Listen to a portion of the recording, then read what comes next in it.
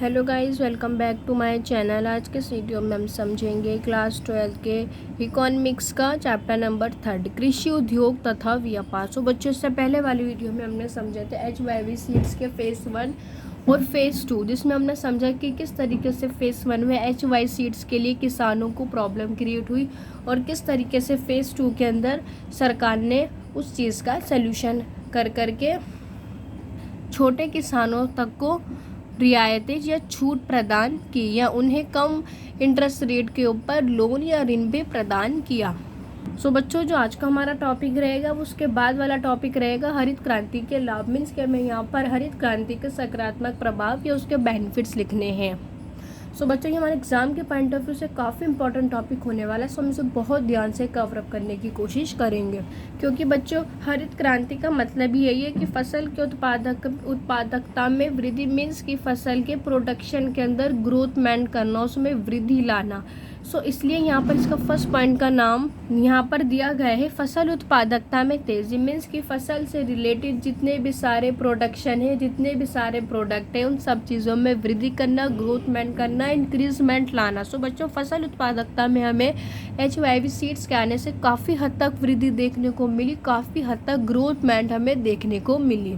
सो बच्चों, अगर हम कंपैरिजन करें एक डाटा लेकर, जिसमें हम इस्तेमाल करेंगे उस डाटा को 1951 वाले को। मीन्स कि जब HYV सीड्स यहाँ पर नहीं थे, क्योंकि भारत में HYV सीड्स की स्थापना 1960 में हुई थी, 1960 के दशक में हुई थी। सो अगर हम यहाँ पर डाटा लें 1951 वाला और तब का डाटा लें जब HYV सीड्स यहाँ पर पूरी तरीके से डेवलप हो चुके हैं, पूरी तरीके से विकसित हो चुके हैं, तो वो डाटा 19 से 20 वाला डाटा रहेगा। सो हम इसके अंदर कंपेयर करेंगे कि किस तरीके से हमारे प्रोडक्शन में बढ़ोतरी हुई, ग्रोथमेंट हुई, इंक्रीजमेंट देखने को मिली। सो बच्चों, अगर हम यहाँ पे गेहूं की उत्पादकता, गेहूं के प्रोडक्शन की बात करें तो वो 1951 में 760 किलोग्राम था। और जबकि हम बच्चों 2019 से 20 की बात करें, जब HYV सीड्स पूरे तरीके से डेवलप हो चुका था, तो वो बढ़ करके 3421 किलोग्राम तक पहुंच गए। सो बच्चों, कहाँ 760 किलोग्राम और कहाँ 3421 किलोग्राम। ये सब ऐसा संभव हुआ क्योंकि हमारे टेक्नोलॉजी में चेंज आया, या हार्वेस्टर का इस्तेमाल हुआ, थ्रेशर का इस्तेमाल हुआ,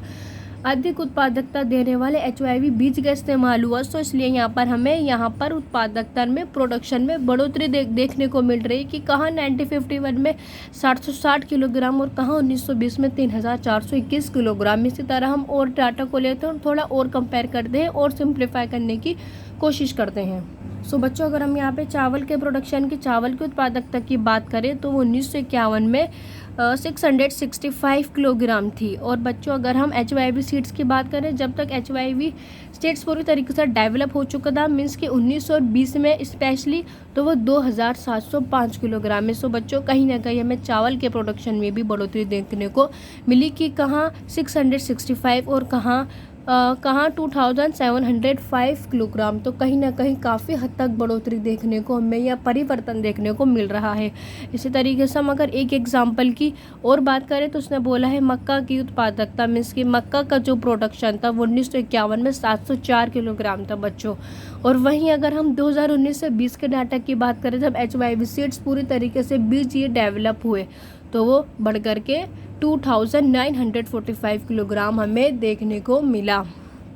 सो बच्चों, ये जो इस किलोग्राम के आगे दे रखा है प्रति हेक्टेयर, इसकी यूनिट होती है कि हम गेहूं, मक्का को, चावल को प्रति हेक्टेयर, हम उसके प्रोडक्शन को प्रति हेक्टेयर के अंदर कंपेयर करते हैं, ये इनकी यूनिट होती है। सो बच्चों, आई होप आप लोगों को डाटा के कंपैरिजन से समझ में आया होगा कि किस तरीके से HYV सीड्स से पहले जो हमारा प्रोडक्शन था वो कम था, और जबकि HYV सीड्स आने के बाद हमारा प्रोडक्शन में कितनी ज़्यादा हमें चेंजेस, बदलाव, वृद्धि, ग्रोथमेंट देखने को मिली।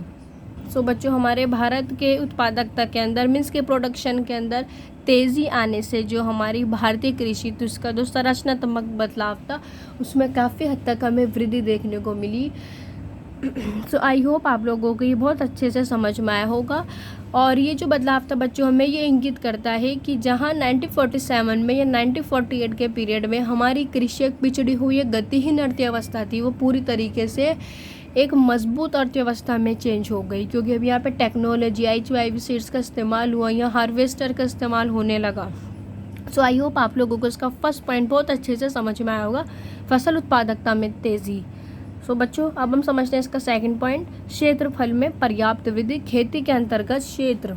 सो बच्चा अगर हम HYV सीड्स के बारे में बात करें, जो हमें अधिक उपज देने वाले बीज होते थे, HYV सीड्स जो होते थे, जब हमने HYV टेक्निक का इस्तेमाल किया तो बच्चों फसल को बोने का समय जो लगता था और जो फसल को काटने का जो समय लगता था, वो बच्चों उसके समय को इसने बहुत कम कर दिया। मीन्स कि जहाँ फसल को बोने में काफ़ी टाइम लगता था एक किसान को, वहीं फसल को काटने में कई घंटे कई दिन लग जाया करते थे। अब जो उस समय, उस घंटे का जो समय था वो हमेशा के लिए समाप्त हो गया जब यहाँ पे टेक्नोलॉजी में चेंज आया, जब यहाँ पे HYV सीड्स का इस्तेमाल होना शुरू हुआ। इतना ही नहीं बच्चों, यहाँ कम समय के अलावा रासायनिक उर्वरक के प्रयोग ने, जो किसान एक बार अपनी भूमि पर रासायनिक उर्वरकों का इस्तेमाल करता था, उसको बाद में भूमि को परती छोड़ना पड़ता था। मीन्स कि ये इसमें ये कहा जाता था कि अभी इस भूमि में अभी पैदावार हो के चुकी है तो हमें इसे कुछ समय के लिए छोड़ना होगा। बट HYV सीड से यहाँ पर उस भूमि को परती छोड़ने की ज़रूरतों को भी दूर कर दिया गया। मीन्स कि अब ऐसा नहीं होता था कि इस भूमि ने अभी अभी पैदावार हुई या उसमें से अधिक फसल कटी है तो उस पर थोड़ी देर बाद कोई और नया बीज उगाया जाएगा या कोई और फसल की जाएगी, ऐसा नहीं था। अब वो जो भूमि जो परती छोड़ी जाती थी बच्चों, उसकी ज़रूरत को दूर किया गया। मीन्स कि अब हमें भूमि को परती छोड़ने की कोई भी ज़रूरत नहीं थी। और उसी भूमि पे, जिस भूमि पर एक बार पहले से ही फसल उगाई जा चुकी है, उसके तुरंत बाद हम उसमें दोहरी फसल उगाना या दोहरी फसल को, दूसरी फसल को ईजिली से उगा सकते थे। इससे खेती के अंतर्गत कुल क्षेत्र में पर्याप्त वृद्धि हुई। मीन्स कि हमें यहाँ पर एग्रीकल्चर सेक्टर में काफ़ी ग्रोथ एंड इंक्रीजमेंट देखने को मिली। सो बच्चों अगर हम परती छोड़ना को थोड़ा और सिंप्लीफाई करते हैं, सो इसने यहाँ पर इसे बोला है कि कृषि में ये चलना था कि भूमि को कुछ समय के लिए बिना जोते छोड़ दिया जाता था। मीन्स कि उसके ऊपर, ताकि उस भूमि की द्वारा जो उसकी दोबारा उर्वरता है वो प्राप्त हो सके। मीन्स कि जैसे एक भूमि का टुकड़ा है और उसके ऊपर हमने कोई फसल उगाई और उस फसल को उगाने के बाद जब हमने उस फसल को वहाँ से हटाया तो वहाँ किसान ये बात बोला करते थे कि इसकी उर्वरता ख़राब हो जाएगी अगर हमने इसके ऊपर कोई दूसरी फसल उगाई। सो अब ये जो समस्या थी उसको HYV सीड से बच्चों काफ़ी हद तक दूर किया गया। अब हम उस भूमि पर फसल करने के बाद या खेती करने के बाद उसके ऊपर दोबारा कोई और सी भी फसल बहुत अच्छे से उगा सकते थे। सो ये हमारी परती छोड़ना था, जिसमें भूमि को परती छोड़ने की समस्या को भी HYV सीड्स के चलते दूर किया गया। सो बच्चों अब हम इसका थर्ड पॉइंट समझते हैं, निर्वाह खेती से व्यापक खेती की ओर खिसकाव। मीन्स कि जब हमारे HYV सीड्स के इस्तेमाल के ज़रिए हमारे किसान के प्रोडक्शन के अंदर पर्याप्त वृद्धि हुई, उसका प्रोडक्शन बढ़ा, उसके क्षेत्रफल में वृद्धि हुई, हमें उसके क्षेत्रफल में गति ग्रोथमेंट देखने को मिली, काफ़ी इंक्रीजमेंट वृद्धि देखने को मिली, ने कृषि को काफ़ी योग्य अधिकार अथवा विभिन्न अधिशेष का सर्जन करना आरंभ कर दिया। मीन्स किसका कहने का मतलब ये हुआ, एक किसान को जो अपने उपभोग के अलावा जो उसके कंजप्शन को, जो उसका कंजप्शन हुआ करता था, उस कंजप्शन को छोड़ करके जो भी उसे एक्स्ट्रा उत्पादन या एक्स्ट्रा प्रोडक्शन प्राप्त होता था उसे हम बिक्री योग्य अधिकार कहा करते थे या उसे विपरीत अधिशेष भी कहते थे।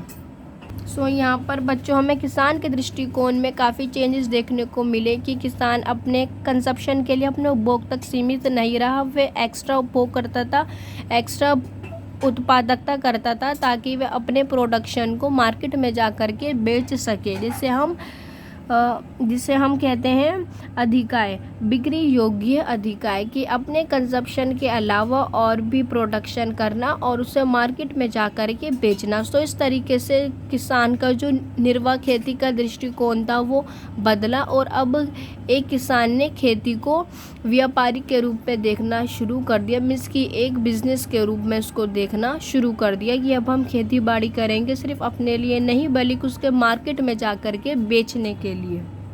सो इस तरीके से बच्चों इसने किसानों को निर्वाह कृषि के बजाय व्यापारिक कृषि की ओर खिसकने के लिए काफ़ी हद तक अप्रिशिएट किया कि अब किसान सिर्फ अपने लिए खेती नहीं करेगा, वो मार्केटिंग के नज़रिए से भी खेती करेगा। मीन्स कि एक्स्ट्रा प्रोडक्शन करेगा और उसके मार्केट में जा कर के बेचेगा, जिससे व्यापारिक कृषि की ओर खिसकाव के लिए अप्रिशिएट अप्रिशिएट किया गया, प्रेरित किया गया किसानों को।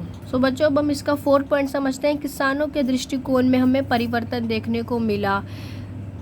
खेतों को केवल जीवन निर्वाह के स्रोत के रूप में अब नहीं देखा गया। मीन्स कि एक किसान ने अब अपना पॉइंट ऑफ व्यू चेंज करा कि मेरे लिए खेती मेरी बेसिक नीड्स को पूरा करने के लिए नहीं है, बल्कि किसने एक किसान को कमर्शियल वेंचर के रूप में देखना शुरू कर, इसे एक व्यापार के रूप में देखना शुरू करा, ना कि एक केवल निर्वाह के स्रोत के रूप में कि मुझे मेरी जीवन की नीड्स को पूरा करना है, इतनी इनकम हो।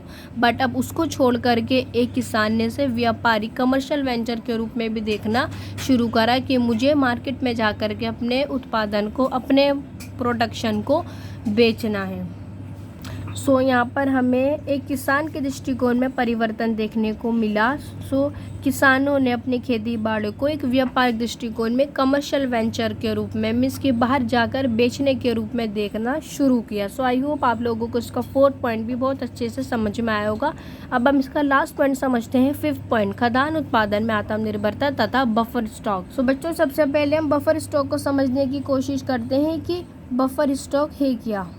सो बच्चों बेसिकली बफर स्टॉक को चौथी पंचवर्षीय योजना के अंदर शुरू किया गया था। यहाँ पे ये लिखा हुआ छोटे ग्रीन वाले बॉक्स के अंदर कि चौथी पंचवर्षीय योजना में बफर स्टॉक को लागू किया गया था। अब क्वेश्चन ये है कि बेसिकली बफर स्टॉक है क्या, क्योंकि हमें ये बात पता चल चुकी है कि इसे चौथी पंचवर्षीय योजना में लागू किया गया था। तो बच्चों अगर हम इसका मतलब समझें तो यहाँ इन्होंने दे रखा है कि इसका मतलब ये हुआ कि वस्तुओं के उस भंडार से है या वस्तुओं की उस कलेक्शन से बच्चों जो आपातकाल में उपयोग किया जाता था। मीन्स की बफर स्टॉक वे हुआ जिसके अंदर सरकार खाने पीने से रिलेटेड एक्स्ट्रा सामान को अपने बफर स्टॉक में रखा करती थी। मीन्स कि अगर देश में आपातकाल की स्थिति हो जाएगी तो फिर सरकार अपने खदानों को, मीन्स कि अपने गेहूं के भंडार को, अनाज के भंडारों को बफर स्टॉक में से यूज़ करेगी। सो जो हमारे वर्तमान की सरकारें, भारत सरकार खदानों का बफर स्टॉक रखती है।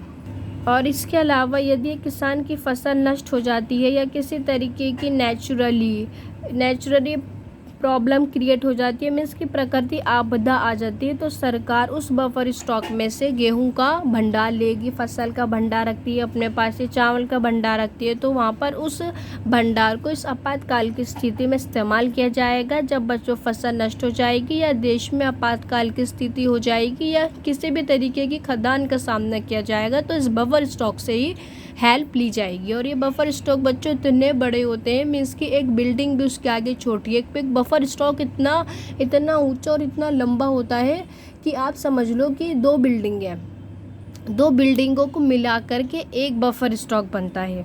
सो जिसके अंदर काफ़ी पर्याप्त मात्रा में हमें गेहूं का भंडार, चावल का भंडार देखने को मिलता है जब सरकार इसको यूज़ करती है आपातकाल की स्थिति में या फसल के नष्ट हो जाने की स्थिति में।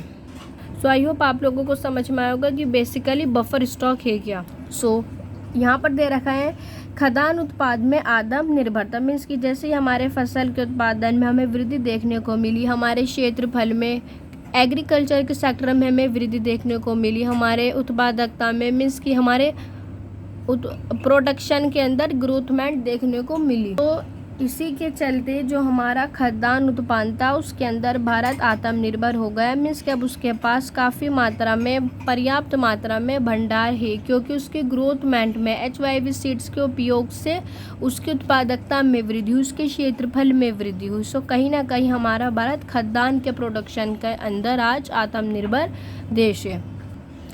अब इसने यहाँ दे रखा है कि फसल उत्पादन में तेज़ी के कारण खाद्यान्नों के बाज़ार के मूल्य में कम आए। मीन्स के कहने का मतलब ये हुआ भी यहाँ पर फसल की या खाद्यान्न की सप्लाई इतनी ज़्यादा है कि इसके जो ऑलरेडी जो प्राइस हैं वो कम हो चुके हैं, क्योंकि जिस चीज़ की सप्लाई ज़्यादा होती है, खूब भर के स्टॉक होता है, काफ़ी मात्रा में भंडार होता है, तो उसका ऑटोमेटिकली ही उसके जो होते हैं कीमत वो अपने आप ही डाउन हो जाती है, क्योंकि अब इस चीज़ की पूर्ति बहुत ज़्यादा है, सप्लाई बहुत ज़्यादा है।